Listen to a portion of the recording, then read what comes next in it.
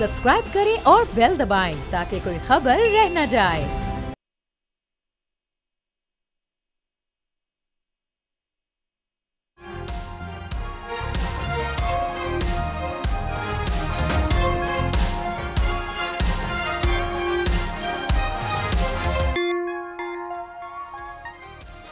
नाज़रीन अस्सलाम वालेकुम। तब्दीली विद डॉक्टर दानिश के साथ हाजिर हैं। नाज़रीन, अगर मीडिया का कोई आदमी, सहाफ़ी, एंकर या मीडिया कोई पर्सन किसी एक शख्स के बारे में कोई गलत खबर छाप दे, गलत रिपोर्ट दे दे, तो उसके खिलाफ हत्या इज्जत का तीन कानून पहले ही मौजूद हैं। ताज़ीरात पाकिस्तान 499, 2002 इज्जत ऑर्डिनेंस और 2016 पीका का कानून। लेकिन इसके बावजूद पंजाब की पार्लियामेंट ने एक बिल पास किया, वहां की हुकूमत ने, और ये चौथा कानून बन गया। जबकि मीडिया अगर किसी शख्स के बारे में कोई एलिगेशन लगाती है या बात करती है और अगर वो झूठ होता है तो एक शख्स का मसला है। लेकिन दूसरी तरफ अगर आप देखें तो सियासतदान और पार्लियामेंटेरियन बार बार झूठ बोलते हैं, बार बार गलत बयानी करते हैं, बार बार पूरी कौम से झूठे वादे करते हैं, और एक दफा नहीं और एक शख्स से नहीं, पूरी कौम से करते हैं। लेकिन इनके लिए कोई कानून, इनके झूठ बोलने पर, इनके गलत बयानी पर, पूरी कौम से वादे झूठे करने पर कोई कानून नहीं है। लेकिन आपके बरतानिया की 4 रियासत में से वेल्स रियासत के अंदर एक पार्लियामेंट में कानून लाया जा रहा है कि 2026 से पहले वहां ये पार्लियामेंट का कानून पास होने जा रहा है कि अगर पार्लियामेंटेरियन या सियासतदान झूठ बोलेंगे, झूठा वादा करेंगे, तो उनकी रुकनियत मुअत्तल कर दी जाएगी। और ये दुनिया में पहली दफा एक यूनिक कानून पास होने जा रहा है। किसी ने कहा कि उनको तो जरूरत नहीं है, क्योंकि वो लोग तो झूठ नहीं बोलते, जितने भी बाहर के ममालिक हैं, और उनको अगर किसी चीज पर पकड़ लिया जाए तो वो इस्तीफा दे देते हैं। इसकी जरूरत तो पाकिस्तान में है, जिसके सियासतदान सुबह झूठ, दोपहर झूठ, शाम झूठ, रात झूठ, पार्लियामेंटेरियन पार्लियामेंट में झूठ, आवाम के सामने भी झूठ, और बार बार झूठ, और पूरी कौम से झूठ। तो किसी ने कहा कि ये कानून पाकिस्तान में भी पास होना चाहिए। तो मैंने कहा फिर पार्लियामेंट खाली हो जाएगी और सियासत पाकिस्तान में खत्म हो जाएगी। अब पाकिस्तान में कई सियासी जमातें रजिस्टर हैं, तकरीबन कोई कहता है 170 से भी ज़्यादा रजिस्टर्ड जमातें, छोटी बड़ी, बड़ी छोटी। लेकिन एक नई सियासी जमात का वजूद हुआ है, और वो जमात है आपके अवाम पाकिस्तान पार्टी। और ये जमात दूसरी जमातों से किस तरह मुख्तलिफ होगी, इलेक्शन से पहले नहीं आई, इलेक्शन के बाद आई है। कई अहम तरीन लोग इस जमात को ज्वाइन कर चुके हैं, बड़ा तजर्बा रखते हैं। इस पे आज हम प्रोग्राम करेंगे, और इसमें हमारे 2 मेहमान हैं। एक हैं डॉक्टर ज़फ़र मिर्ज़ा साहब, रहनुमा हैं अवाम पाकिस्तान पार्टी के। आपका शुक्रिया सर, आपने हमें ज्वाइन किया। दूसरे हैं ज़हीम कादरी साहब, रहनुमा अवाम पाकिस्तान पार्टी। आपका भी बहुत शुक्रिया सर, आपने हमें ज्वाइन किया। तो सबसे पहले जी मैं आ जाता हूं डॉक्टर ज़फ़र मिर्ज़ा साहब के पास। इंट्रो तो मैंने दिया है, उस पर अगर कोई कमेंट देना चाहें तो ज़रूर दें। लेकिन मैं आपसे सवाल करूंगा कि सर, आप दोनों माशाल्लाह पाकिस्तान की एक बड़ी सियासी जमात से वाबस्ता रहे हैं, फिर आप लोगों ने छोड़ दिया और अब एक नई सियासी जमात आपने उसको ज्वाइन किया है, या आपने बनाई है, क्योंकि आप ही लोग हैं जिनमें शाहिद खाकान भी हैं और आपके मुफ्ता इस्माइल हैं, और इसके अलावा और भी लोग हैं।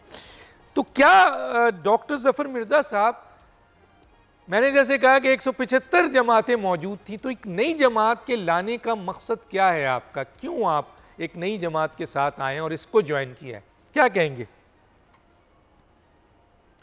जी शुक्रिया डॉक्टर दानिश साहब, आपने अपने प्रोग्राम में हमें मदऊ किया। बात ये जी कि बड़ा सादा सा इसका जवाब है।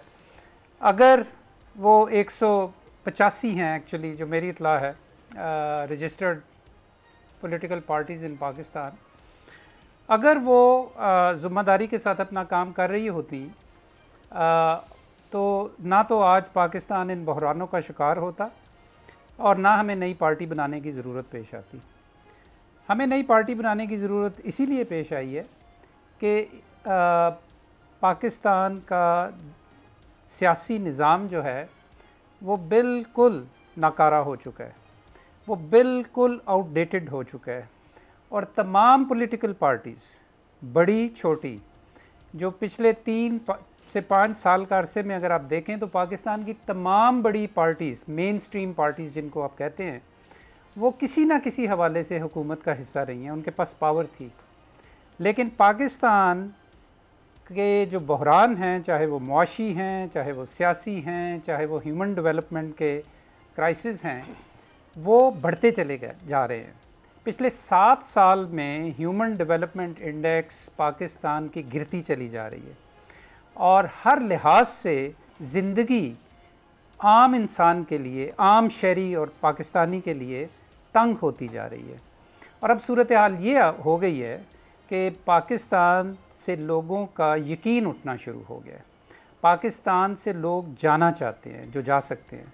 पाकिस्तान में लोगों को अपने मुस्तकबिल नज़र नहीं आता, उनकी उम्मीदें टूट गई हैं और ऐसी गैर यकीनियत है, हम इसको महसूस करें या ना करें, क्योंकि हम रिलेटिवली प्रिविलेज क्लास से ताल्लुक़ रखते हैं, लेकिन पाकिस्तान के 10 करोड़ से ज़्यादा लोग इस वक्त गुर्बत का शिकार हैं और ये गुर्बत पिछले चंद सालों में बढ़ रही है।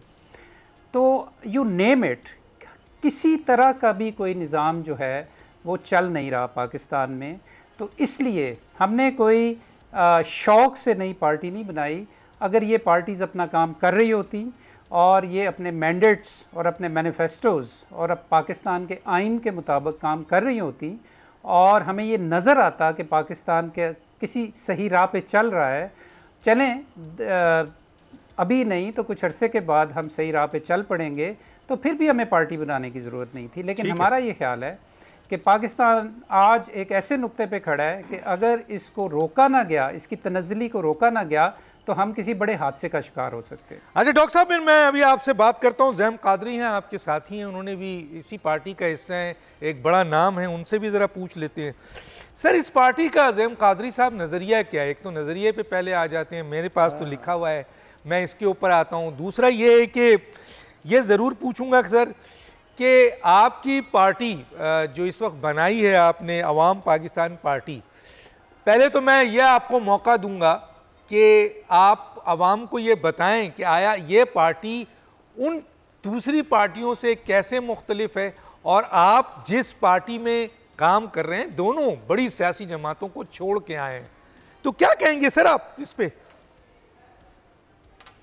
डॉक्टर साहब बहुत मेहरबानी, बहुत शुक्रिया। एक तो आपने बहुत ही काबिल मेरे भाई डॉक्टर ज़फ़र मिर्ज़ा साहब को बुलाया और जिस तरह उन्होंने तशरीह की हमारे जहन की, जो हम पिछले 1.5-2 बरस से सोच रहे थे, वो यकीनन काबिल तहसीन है। To add to it I would say कि सबसे बड़ी बात यह है कि ये एक कन्वेंशनल पॉलिटिकल पार्टी ही नहीं है। हम उन तमाम इल्लतों और आलाइशों को पीछे छोड़कर एक नया इदारा कायम करने जा रहे हैं जहाँ पर लोग जमहूरियत की तक़वियत के लिए अपना किरदार अदा कर सकें। और ये आप जानते हैं कि जहाँ जमहूरियत स्ट्रेंथन हो सके, जो इस मुल्क में अब उस नहज पे पहुँच चकी है कि जहाँ उसको जमहूरियत कहना भी जो है वो मेरे ख्याल में बड़ी ही गलत तशरीह होगी बातों की।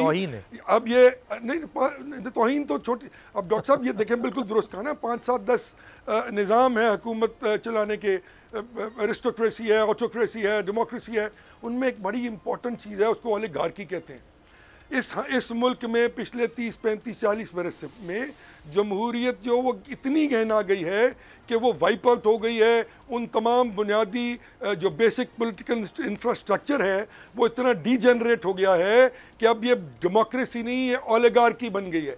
यानी कि चंद पॉलिटिकल खानदान, उनके नीचे पिरामिड्स, उनके लोग, उनकी पॉलिसीज़ और उन पॉलिसी से उनके फाइनेंशियल एडवांटेजेस, और तमाम लोगों का जो अब दी हेल्म ऑफ द अफेयर, चाहे वो पटवारी भी है, वो एक ना एक उस निज़ाम के साथ मुंसलिक है जहां उसको फाइनेंशियल एडवांटेजेस हों, और वो एक दूसरे के फाइनेंशियल एडवांटेजेस का भी ख्याल रखते हैं। और उस निज़ाम को इतना मुक़य्यद कर लिया गया कि आज जो है जमहूरियत के जो असरात होते हैं, जो जमहूरियत के जो फ़ज़ाइल होते हैं, जो कौमों को आगे लेके जाते हैं, वो बिल्कुल गहना गए, बल्कि वाइप आउट हो गए, दफन हो गए। और एक नया निज़ाम इस मुल्क में आ गया जिसको आप डेमोक्रेसी कह ही नहीं सकते, और उसके बल पे वो तश्कील पा गया। ये तमाम लोग जो बैठे हैं, इनका ये कंसिडर्ड ओपिनियन था कि हमने इसको एक जो नॉर्मल और एक जो है कंटिन्यूटी इस मुल्क में, हमने किसको कन्वेंशनल पॉलिटिकल पार्टी नहीं बनाना। हमने एक ऐसा सियासी इदारा कायम करना है जिसमें मैं हूँ ना हूँ, डॉक्टर ज़फ़र मिर्ज़ा ना हो, शाहिद खाकान अब्बासी ना भी हों, तो ये अपने अज़ाइम, असूलों और अपने मंशूर पर खड़ा रहे, और जो भी इसको ज्वाइन करे वो इन अ ड्यू कोर्स उसके पास ये अपॉर्चुनिटी मौजूद हो कि वो तरक्की करके इस मुल्क का वज़ीर आज़म और इस पार्टी का सदर बन जाए। हमने उसमें कुछ बहुत सारी चीज़ें ऐड की हैं, बड़ी लंबी फहरिस्त है, लेकिन उसमें सबसे बड़ी बात यह है कि वो जो भी शख्स इस पार्टी में आएगा और इस इदारे में आएगा, रादर ये पॉलिटिकल पार्टी नहीं, it's a political institution doctor साहब, और जब जो भी शख्स इस इदारे में आएगा वो उस इदारे का हिस्सा बनकर खुद ब खुद ऑटोमेटिकली अपनी मेहनत और लगन से आगे चलता चला जाएगा। उसको किसी भाई, बाप, बेटे की ज़रूरत नहीं है कि वो कल पैदा हो और परसों मैं अपने बेटे को ला के सीनियर वाइस प्रेसिडेंट या प्रेसिडेंट बना दूँ और फिर वज़ीर आला और वज़ीर आज़म बनाने की तरफ चल पड़ूँ।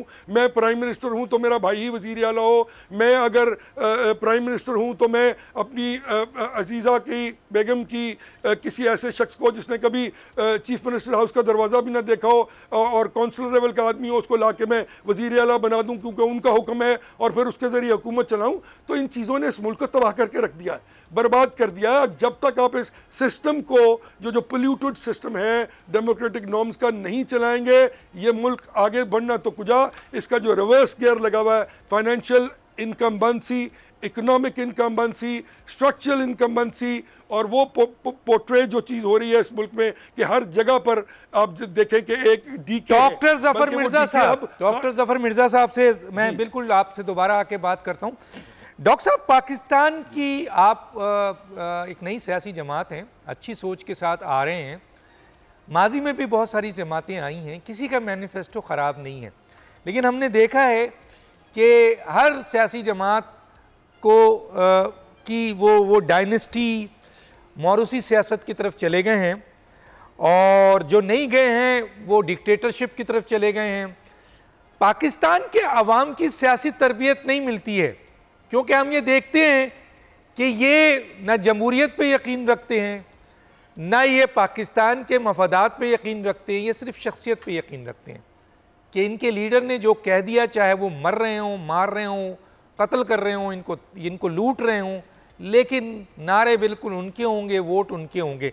तो मैं समझता हूँ पाकिस्तान के जो अवाम है उनकी सियासी तरबियत भी करने की ज़रूरत है, क्योंकि नहीं है, इसीलिए हम जमहूरियत इस मुल्क में नहीं देखते। तो मेरा आपसे सवाल ये है सर कि अब आप ये बताइए कि किस तरह, क्योंकि ये तो शख्सियत परस्ती के लोग हैं, इनको तोड़ कर लाना जमहूरियत की तरफ, इनके मफादात की तरफ, पाकिस्तान के मफादात की तरफ, आइन और कानून की तरफ, हक और सच की तरफ, बड़ा मुश्किल काम है सर, क्या करेंगे?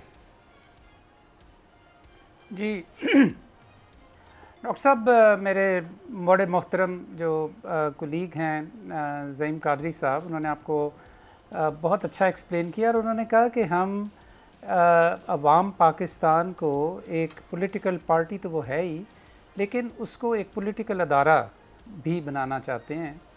तो let me also explain little bit कि इससे मुराद क्या है। आपने बिल्कुल सही निशानदेही की कि हमारे रवैये जमहूरी नहीं हैं, हम कानून का पास नहीं करते, हम रूल ऑफ लॉ में बिलीव नहीं करते, हम आइन में बिलीव नहीं करते। लेकिन इस सारी की शुरुआत जो है ना जी, वो फ़र्द से होती है, वो ख़ानदान से होती है, वो अदारों से होती है।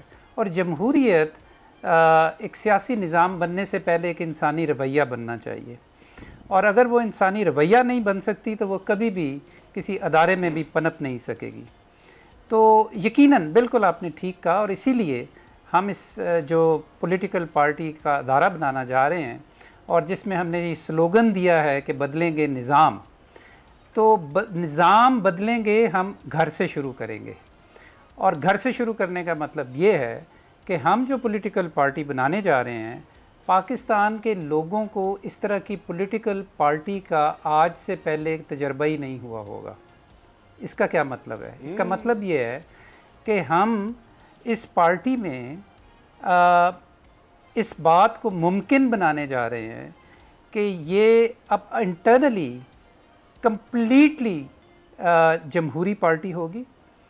इसके जो जितने भी ऑफिसेस हैं, including the president of the party, the secretary general of the party, vice presidents etcetera etcetera, जो हम दूसरी पार्टीज़ में देखते हैं कि जो एक के बाद दूसरा या तो ख़ानदान का फ़र्द आ जाता है या वही शख्स आ जाता है, जिस तरह कादरी साहब फरमा रहे थे।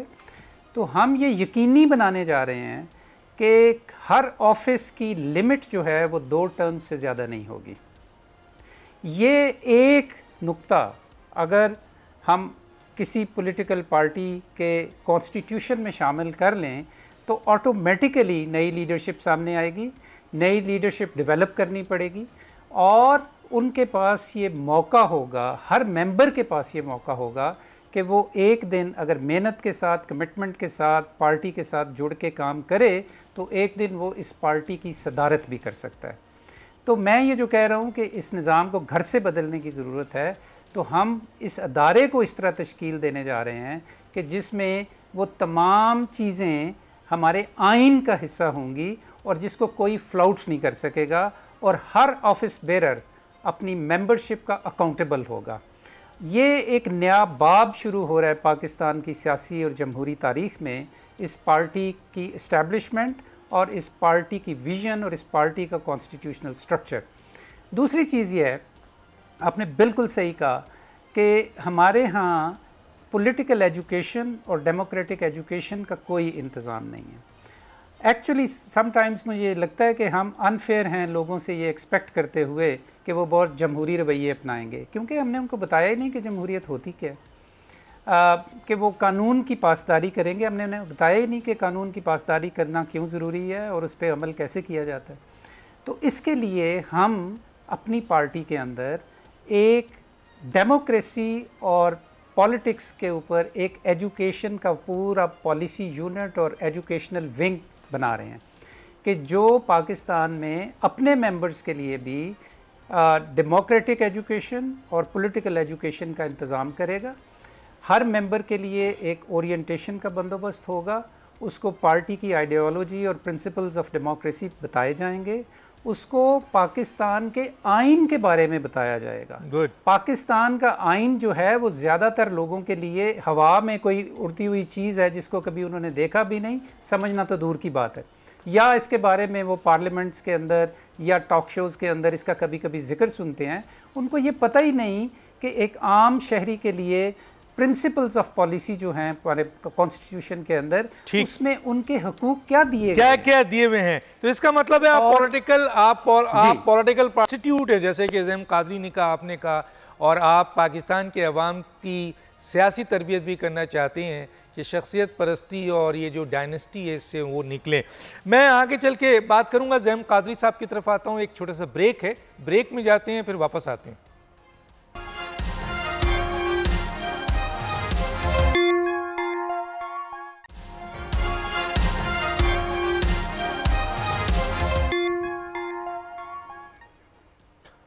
वेलकम बैक जी। मैं आता हूँ ज़ैम कादरी साहब के पास। ज़ैम कादरी साहब, पाकिस्तान में दो तबक़ात बन चुके हैं, एक अशराफिया है और एक ज़ाहिर है मिडिल क्लास तो अब ख़त्म हो चुकी है, गरीब तबका है और बहुत बड़ी तादाद में है। अच्छा, जितने भी पार्टी के सरबराह हैं बड़े बड़े, वो सब अशराफिया से ताल्लुक़ रखते हैं। आपकी सियासी जमात के सरबराह जो कन्वीनर हैं वो भी आला अशराफिया से ताल्लुक़ रखते हैं। मिफ्ता इस्माइल साहब भी जो सेक्रेटरी जनरल हैं और जो शाहिद खाकान अब्बासी हैं वो भी अशराफिया से ताल्लुक़ रखते हैं। तो अशराफिया ने इस मुल्क के साथ जो कुछ भी किया है वो आपको पता है सर। तो किस तरह शाहिद खाकान अब्बासी, जिनका जो अशराफिया से ताल्लुक़ रखते हैं, और जो मिफ्ता इस्माइल जो अशराफिया के आला मुकाम से ताल्लुक़ रखते हैं, वो पाकिस्तान के गरीब और मज़लूम आवाम के लिए काम कर सकेंगे? जी, क्या कहेंगे सर? नंबर वन, एक तो आपने शाहिद खाकान अब्बासी साहब की बात की। देखिए, जो उनका वो प्रोजेक्ट है अलाइन का, वो एक पब्लिक लिमिटेड कंपनी है और वो शराफिया की उस क्लास से बिल्कुल ताल्लुक़ नहीं रखते कि जो अरबपति या खरबपति हों। बहरहाल इसकी मैं जो तशरीह है वो बाद में करूँगा। आपने मिफ्ता इस्माइल साहब की बात की, तो वो उनके वालिद और उनके दादा कारोबारी हैं और वो पिछले 50-60 बरस से कारोबार में पहले शख्स हैं मिफ्ता साहब जो उनके दरमियान में से उठ के तो public policy making, finance, economics की बात करते हुए एक पोडियम पर पहुँचे। और उसके बाद फिर उन्होंने जब इन दोनों साहबान ने ये बिलीव कर लिया तो उन्होंने इक़्तिदार की सियासत को ठोकर मार दी। तो अगर वो वाक़तन अमीर होना जुर्म तो नहीं है ना डॉक्टर साहब, अगर अमीर होते हुए भी वो ये सोच रखते हैं कि हमने इस इक़्तिदार के ज़रिए मज़ीद अपने मुआशी निज़ाम को मुस्तहकम नहीं करना और गरीब की बात करके, चाहे हमें उसमें कितना ही वक्त क्यों ना लगे, इक़्तिदार का हसूल हमारा मतमा नज़र ही नहीं रह गया, तो यकीनन ये क्रेडिट तो आप उनको दें कि उन्होंने उस ओलिगार्की को, उस सिस्टम को कन्फ्रंट करने का फ़ैसला कर लिया, यानी कि वो उसका हिस्सा नहीं बनेंगे। जो लोग उसका, जो अशराफिया जिसकी आप बात कर रहे हैं ना, वो अफोर्ड ही नहीं करते कि वो इस इक़्तिदार से बाहर रहें। उनको बुखार होने लग जाता है, उनको कहियाँ आनी शुरू हो जाती हैं, उनकी तबीयत ख़राब हो जाती है, तभी तो वो एक पार्टी को छोड़ के दूसरी पार्टी और दूसरी को छोड़ के तीसरी और चौथी में चले जाते हैं। हम जो लोग बैठे हुए हैं, अब डॉक्टर साहब आपके साथ बैठे हैं, अब देखिए इन्होंने कब पीटीआई छोड़ दी, 6 साल पहले, 5 साल पहले। उसके बाद ये किसी पार्टी में नहीं गए। खाकसार ने 2018 के इलेक्शन से पहले PMLN छोड़ दी थी। आपका मतलब है मुझे पीटीआई में और पीपल्स पार्टी से कोई ऑफ़र नहीं आई होगी, सारी दुनिया जानती है। मैं बहुत मशहूर उनका, लेकिन मेरे प्रिंसिपल्स के ख़िलाफ़ बात थी ना, मैं नहीं गया, मैं बैठ के इंतज़ार करता रहा। और जब उस सोच और उस कैफियत के लोग मुझे मिले जो ऑलरेडी मेरे दफ के लोग थे और हम we were on the same page of lot of practical, financial, economic, constitutional and democratic issues, तो हमने बैठ के एक भागदौड़ डाली एक पॉलिटिकल पार्टी की। इसकी जमहूरियत के बारे में मैं आप एक छोटी सी मिसाल दे दूं। अभी तो हम शुरू भी नहीं हुए डॉक्टर साहब, तो मातम शुरू हो गया दूसरी पार्टीज़ में, उनके लोगों ने तनकीद शुरू कर दिया। हमने ये प्रोग्राम बनाया कि हमने उनको कुछ नहीं कहना, भाई हमारी तो उनसे लड़ाई नहीं है, तुम तो लड़ते हो, दूसरे जान के घुट्टे पकड़ लेते हो, फिर इक़्तिदार में मिल के आ जाते हो, फिर लड़ने लग जाते हो, गंदे इल्ज़ामात लगाते हो। हम उस क्लास का हिस्सा नहीं बनेंगे, हम उस निज़ाम का हिस्सा नहीं बनेंगे, नंबर 1। नंबर 2, आप देखिए कि हम 17 लोग इकट्ठे हुए, डॉक्टर साहब would vouch me out here, हम 17 लोग इकट्ठे हुए और वहाँ ये फैसला हुआ कि रिक्वायरमेंट है इलेक्शन कमीशन की कि आपने एक साहब को इसका चीफ बनाना है इन 17 लोगों का for the registration of the party. Fine, आप इमेजिन करें कि Shahid Khaqan Abbasi did not utter a word, we had to go into elections, we had an election. एक साहब ने शाहिद खाकान अब्बासी साहब को नॉमिनेट किया और एक साहब ने मुझे गरीब को नॉमिनेट कर दिया। अब किधर शाहिद खाकान अब्बासी, किधर मैं? आप इमेजिन करें कि शाहिद किधर क्या है, मसलन ये फर्क बताएं, किधर क्या है? ज़ैम कादरी भी एक बड़ा सियासी नाम है, शाहिद खाकान अब्बासी भी एक बड़ा, लेकिन ज़ैम कादरी गरीब आदमी है, शाहिद खाकान अब्बासी अमीर आदमी है, ये फर्क है क्या? पर शाहिद खाकान वज़ीर आज़म सीनियर है ना पॉलिटिक्स में, बहुत मुझसे, अच्छा, प्राइम मिनिस्टर रह चुके हैं। अर्ज ये है कि उन्होंने बखुशी उसको कबूल किया, इलेक्शन हुआ। डॉक्टर साहब जफर मिर्जा साहब बैठे हैं, इनसे पूछ लीजिए कि खाकसार को 6 वोट मिले और 11 वोट जो थे वो शाहिद खाकान अब्बासी साहब को मिले।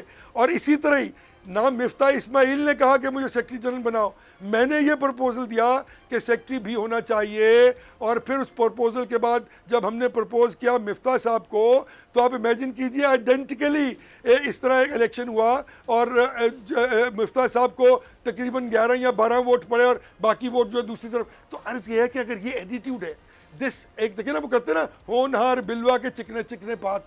तो डॉक्टर साहब ये चीज़ें जब आपके अंदर होंगी ना और ये बाहर निकलेंगी, और हैं अल्लाह का फजल है, ये वो लोग नहीं हैं, ये 3-4 पॉलिटिकल पार्टीज़ को लोग ऐसे ही नहीं छोड़ के आ गए। डॉक्टर जफ़र मिर्ज़ा ने 5 साल का इक़्तिदार छोड़ के घर नहीं आ गया था, कोई ऐसे ही नहीं आया था, इसलिए कि वो मेंटली उसका कॉन्शियंस उसको ये गवारा नहीं कर रहा था कि जिस जगह पे वो बैठा है वहाँ पे कैसे ही काम हो रहा है और मुल्क के लिए कुछ कर सक रहा है, वो उसका कॉन्शियंस क्लियर नहीं था। यही आलम हम लोगों का था।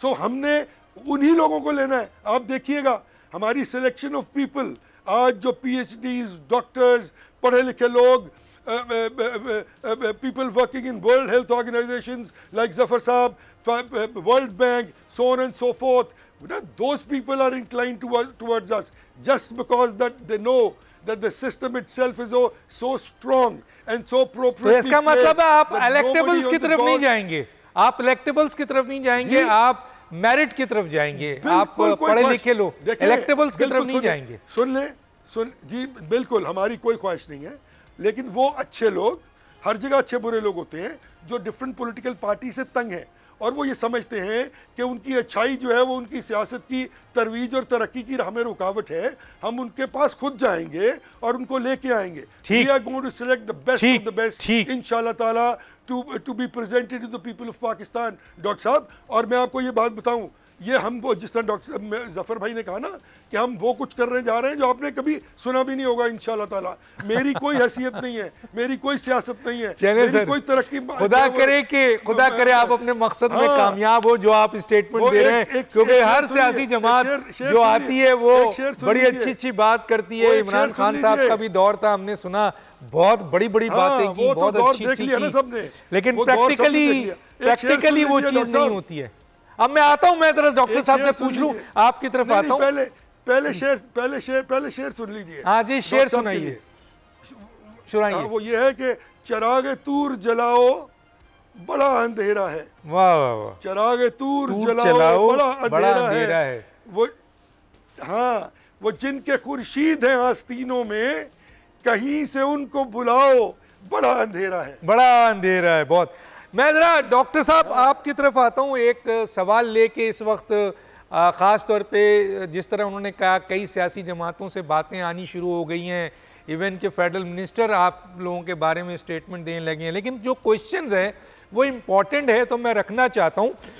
वो कहते हैं कि जनाब शाहिद खाकान अब्बासी और मिफ्ता इस्माइल साहब PMLN का हिस्सा नहीं थे बल्कि हुकूमतों का हिस्सा रहे हैं, वजारत उन्होंने इंजॉय की है और वज़ीर आज़म रहे हैं। आज वो उन सियासी जमातों की पॉलिसीज़ पे क्रिटिसाइज़ कर रहे हैं कि ये आवाम के फ़ायदे की जमात नहीं थी। तो उनका ये कहना है कि इंजॉय किया उन्होंने और वज़ीर आज़म तक गए, 2-3 दफ़ा वज़ीर रहे ये लोग। अगर ठीक है किसी वक्त भी हिदायत आ सकती है, तो लोगों का ये कहना है, 2-4 बड़े इंटेलेक्चुअल, जी 2-4 बड़े इंटेलेक्चुअल से मेरी बात हुई, उन्होंने कहा कि बिल्कुल जी, अगर वो कल के गलती थी तो आज उस गलती को अगर वो कहते हैं कि जी कौम से माफ़ी मांगते हैं कि जी हम उन जमातों में रहे, हम उन ओहदों में रहे, हम उनकी पॉलिसीज़ का हिस्सा रहे जिससे गरीब आवाम को चूसा गया, मारा गया, उनके साथ अच्छा नहीं किया, रूल ऑफ लॉ नहीं आया, डेमोक्रेसी नहीं थी, तो हम माफ़ी चाहते हैं और माफ़ी मांगने के बाद कौम से कहते हैं कि अब हम इस जमात के ज़रिए रूल ऑफ लॉ लाएंगे, डेमोक्रेसी लाएंगे, मेरिट लाएंगे। तो माफ़ी तो मांगना चाहिए ना सर, कम अज़ कम शाहिद खाकान अब्बासी को और मिफ्ता इस्माइल को अपने पुराने ओहदों के ऊपर रहने के ऊपर। क्या कहेंगे सर? जी थैंक यू डॉक्टर साहब। आपने जो पिछला सवाल ज़हीम साहब को किया था अशराफिया के बारे में और ये जो मुझे सवाल किया, मैं दोनों का जवाब आपको एक मिसाल से देना चाहता हूँ। बॉम्बे में एक अशराफिया से ताल्लुक़ रखने वाला वकील था, उसका नाम मोहम्मद अली जना था। और वो आज हम उसको फादर ऑफ द नेशन कहते हैं, इसलिए कि उसने हमें एक नया मुल्क दिया। और अशराफिया में होने का ये मतलब नहीं है कि आपको कोई एनलाइटनमेंट नहीं हो सकती और आपको कोई अच्छा काम करना मना हो जाता है। अगर अशराफिया से ही लोग निकले और इस निज़ाम को बदलने की कोशिश करें तो इससे अच्छी बात क्या हो सकती है? क्या बात है, सही बात। एक बात। दूसरी बात ये कि आपने कहा कि वो इन पार्टीज़ के अंदर रहे और इतना अरसा रहे। उसी शख्स की मैं मिसाल आपको दोबारा देना चाहता हूँ। मोहम्मद अली जिन्ना ने अपनी पॉलिटिकल कैरियर का आगाज़ कांग्रेस से किया था और वो हिंदू मुस्लिम यूनिटी के सबसे बड़े दाई थे और एडवोकेट थे। लेकिन एक पॉइंट आया कि उनको ये एहसास हुआ कि ये सही डायरेक्शन में नहीं जा रही बात, हमें कुछ और करने की ज़रूरत है। और फिर उन्होंने इसके ऊपर बहुत रिफ़्लेक्ट किया। ये आसान फ़ैसले नहीं होते। वो इंग्लैंड चले गए, फिर वापस आए, फिर उन्होंने मुस्लिम लीग ज्वाइन की और मुस्लिम लीग ज्वाइन करने के बाद उन्होंने हमें एक नया मुल्क दिया।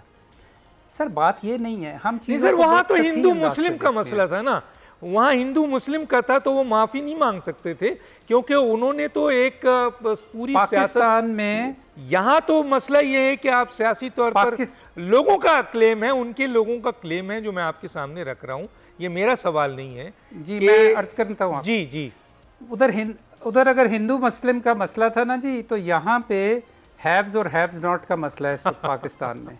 1933 में जब चौधरी रहमत अली ने पाकिस्तान डेक्लेरेशन पम्फलेट लिखा था तो उसका उन्वान रखा था नाउ और नेवर। यस, पाकिस्तान मैं समझता हूँ आज जिस नुक्ते पे खड़ा है, अब ये स्लोगन होना चाहिए enough is enough, enough is enough in this country.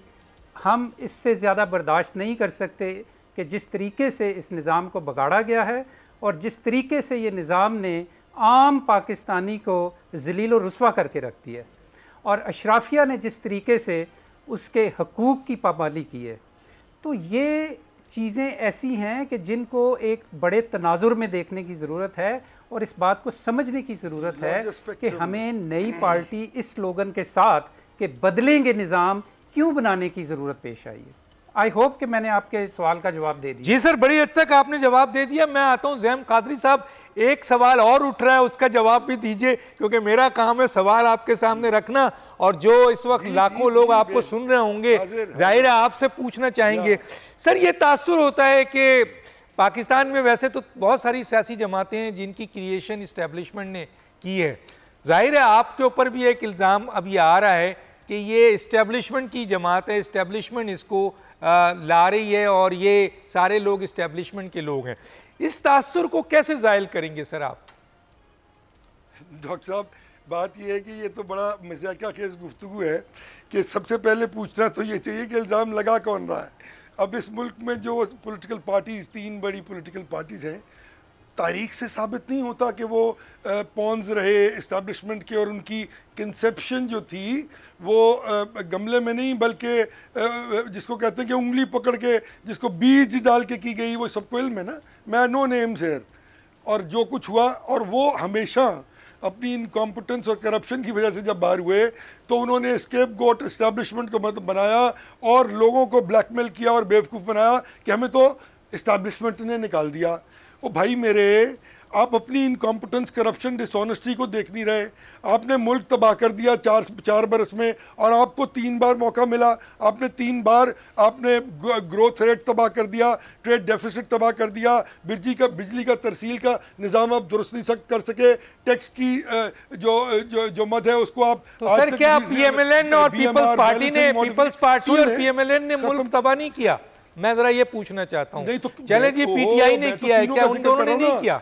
मैं सिर्फ खान साहब का जिक्र नहीं कर रहा। मैं तो पीपल्स पार्टी, ये जो क्लेम है बहुत बड़ा पुल और ये सड़कें बनाने वालों का, मैं तो उनसे ये पूछ रहा हूँ कि भाई आपने ये पुल और सड़कें बना के जो फिर एक बार 1400 अरब रुपया रख दिया, आप उनमें ये बताइए कि आपने ग्रोथ रेट कितना बढ़ाया इस मुल्क का। आप हमेशा नेगेटिव में गए। आप ये बताइए ट्रेड डेफिसिट कितना कम किया, बिजली के मामले में आपने क्या किया।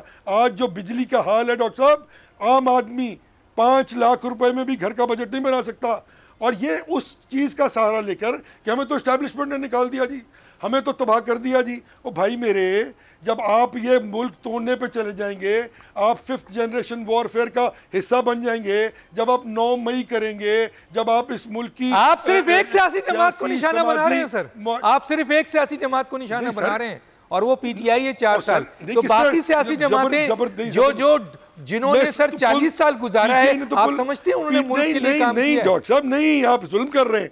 आप देखें, मैं तो बात कर रहा हूँ, मैं तो सारे महलों की और उनकी बात कर रहा हूँ जो लंदन की जो वेल्थ इन लोगों की बड़ी है। जिस तरह आप कह रहे थे कि वो अशराफिया, तो जो लोग अशराफिया बन गए हैं इस सियासत की वजह से, उनको भी तो कोई पूछ ले।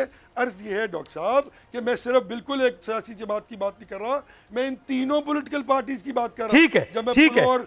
मेरे पास सिर्फ 50 सेकंड है, मैं डॉक्टर जफर मिर्जा साहब का ये एक सेकंड पूछ ले, जल्दी सर। सिस्टम को अगर जी सर जफर कर रहे हैं डॉक्टर साहब से कर जी, जफर मिर्जा साहब आपके पास 50 सेकंड है सर। ये इस्टेब्लिशमेंट से आप कैसे अलग करेंगे आपको, अपने आप को? जी मैं आपको 30 सेकंड में इसका जवाब देना चाहता हूँ जी। वी डू नॉट बिलीव, हम इस बात में यकीन नहीं रखते कि इस्टेब्लिशमेंट की सपोर्ट से कोई पाकिस्तान में पॉलिटिकल पार्टी बननी चाहिए।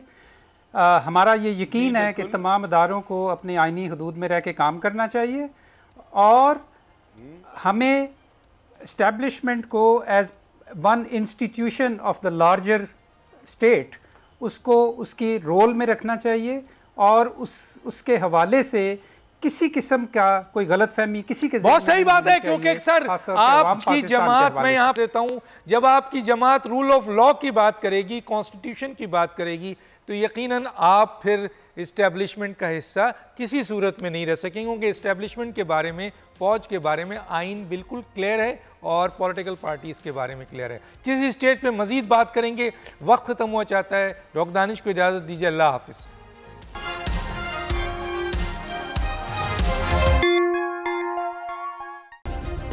सब्सक्राइब करें और बेल दबाएं ताकि कोई खबर रह न जाए।